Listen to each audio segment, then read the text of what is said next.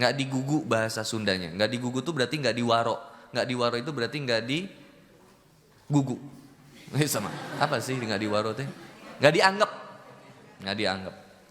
Sampai akhirnya si wanita ini bilang gini, suatu saat saya akan menggoda dia. Caranya malam-malam dia pakai pakaian yang paling tipis, paling seksi. Dia hujan-hujanan di malam itu dan dia ketuk pintu laki-laki itu. Bayangin, laki-laki pasti jago imajinasinya. Nauzubillah, ya banyak-banyak istighfar. Dia datang di pintu itu dengan pakaian yang seksi, basah kuyup. Kebayang nggak? Basah kuyup, berarti membentuk tubuhnya itu. Lalu kemudian laki-laki itu buka pintu itu. Lalu ketika laki-laki buka pintu itu, lihat respon pertamanya. Laki-laki itu bilang gini, astagfirullahaladzim, langsung ditutup. Kalau antum alhamdulillah. Beda respon iman. Ya, astagfirullahaladzim. Jadi begitu dibuka, astagfirullahaladzim, langsung ditutup lagi. Mau perlu apa kata dia? Ditutup pintunya, itu ditutup pintunya. Wanita ini bilang, izinkan saya masuk. Terus laki-laki bilang, jangan. Kamu pergi karena bisa jadi fitnah. Lihat responnya, hebat luar biasa. Cantik ini wanitanya, brother. Lalu wanita ini bilang, kamu tega ngebiarin aku sendirian malam-malam kehujanan di luar? Lalu akhirnya laki-laki ini bilang, iya juga. Kasian, dia wanita di luar sendirian, saya takut dia ada apa-apa. Seenggaknya kalau sama saya aman. Akhirnya laki-laki ini bilang gini, oke, setelah negosiasi panjang tentunya. Laki-laki ini bilang, oke, kamu boleh masuk tapi kamu diam di pojok. Lihat responnya. Masih kuat imannya. Kamu masuk tapi kamu diam di pojok. Langsung digitu. Coba kalau antum gimana? Masuk ke kamar. Ya saya juga mungkin masih gitu kali ya.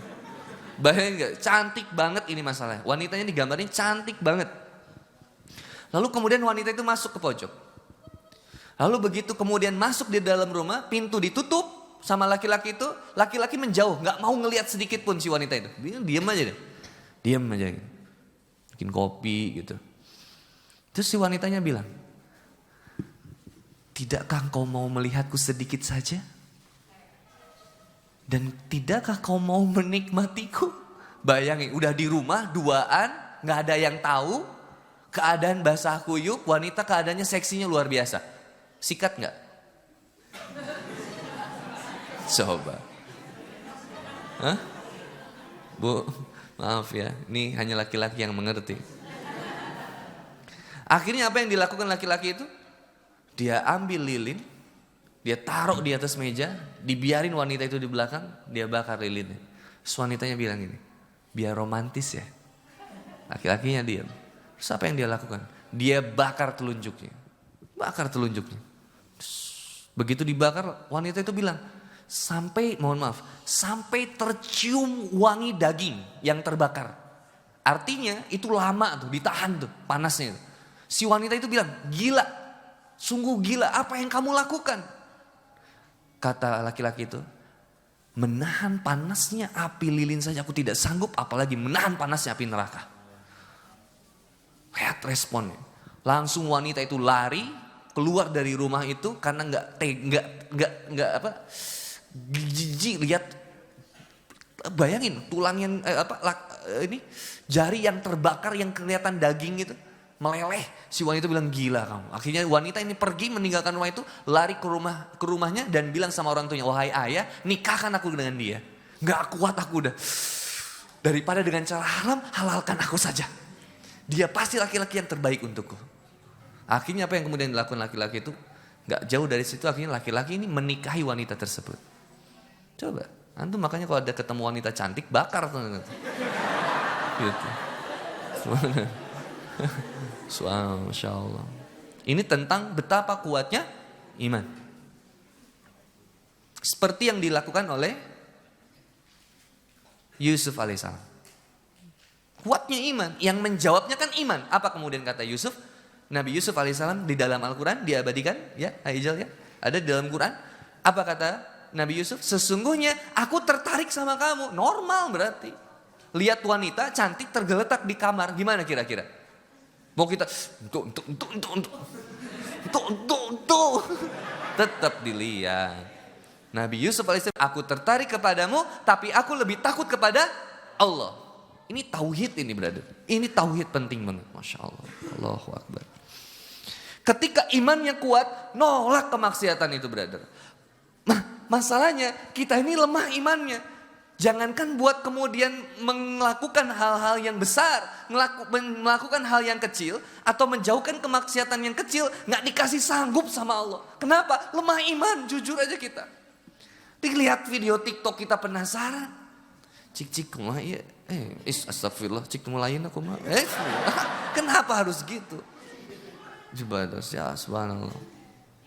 Saya bilang sama teman saya download COD karena saya lagi dakwah sama teman-teman COD. Saya download COD, main saya COD. Lama-kelamaan tergila-gila tuh di bulan puasa. Istri saya bilang, hebat ya. Katanya ustadz, tapi sibuk malamnya sama COD. Saya bilang gini, gak sengaja. Terus istri saya bilang, bukan gak sengaja, kamu lemah iman. Jauh. Makanya penting punya istri itu brother. Antum mau yang ngingetin siapa?